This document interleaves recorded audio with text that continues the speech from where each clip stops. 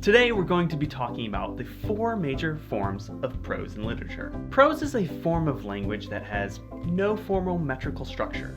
The opposite of prose is traditional poetry, which has rhyme and rhythm. Prose reads much like a person speaks. It makes no attempts to rhyme line to line, and it doesn't have a rigid rhythm. Normal everyday speech is spoken in prose, and most people think and write in prose. While poetry may have more aesthetic appeal, prose uses full grammatical sentences and focuses on clear, straightforward language. The following excerpt from Robert Frost's poem Stopping by Woods on a Snowy Evening is an excellent example of poetry.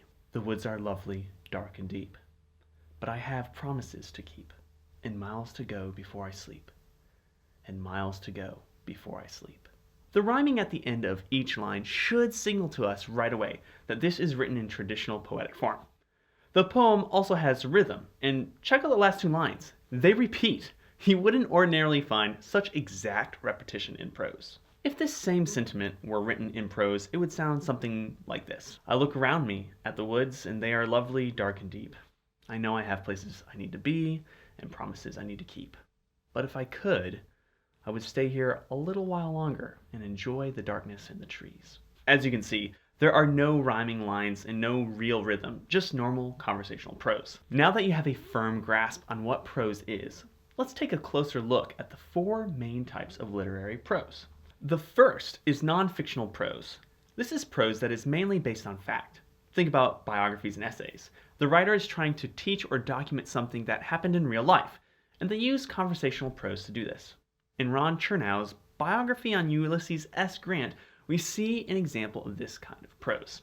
Grant would not be easily discouraged and scheduled a follow-up attack for 10 a.m. on May 22nd.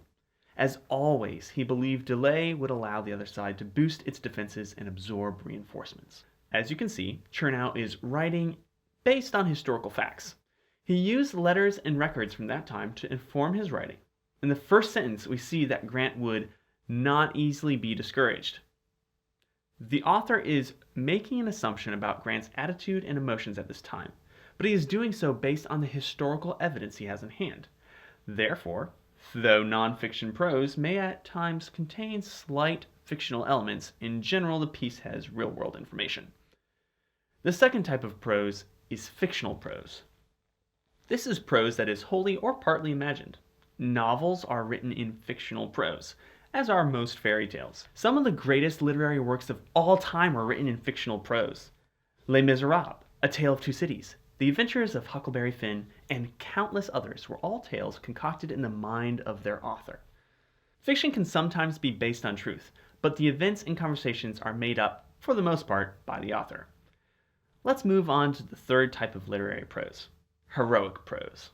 Heroic prose is common in many legends and tall tales, and may be written down or recited out loud. Think about the legend of King Arthur. Tales about the knights of the Round Table have been around for a very long time. They were retold in ancient Britain and are likely based on a legendary British leader who, according to medieval histories, defended against Saxon invaders in the late 5th and early 6th centuries.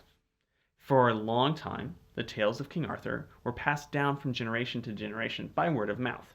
Minstrels sung songs, men spoke of them at festivals and in pubs. The stories changed over time, and when someone finally wrote them down, these legends appeared in heroic prose. The final form of prose is called prose poetry. Remember, prose contains narrative and doesn't follow a set rhythm, while poetry is rhythmic and image-based. Prose poetry simply combines these two elements into a single piece of writing. It is poetry that is not written in verse and contains other poetic attributes such as rhythm and metaphors. Let's take a look at a portion of a prose poem written by Charles Baudelaire titled Be Drunk. You have to always be drunk. That's all there is to it. It's the only way. So as to not feel the horrible burden of time that breaks your back and bends you to the earth, you have to be continually drunk. But on what? Wine, poetry, or virtue, as you wish. But be drunk. This is clearly prose. There's no rhyming or specific rhythm in the piece. Still, look at the vibrancy of the imagery.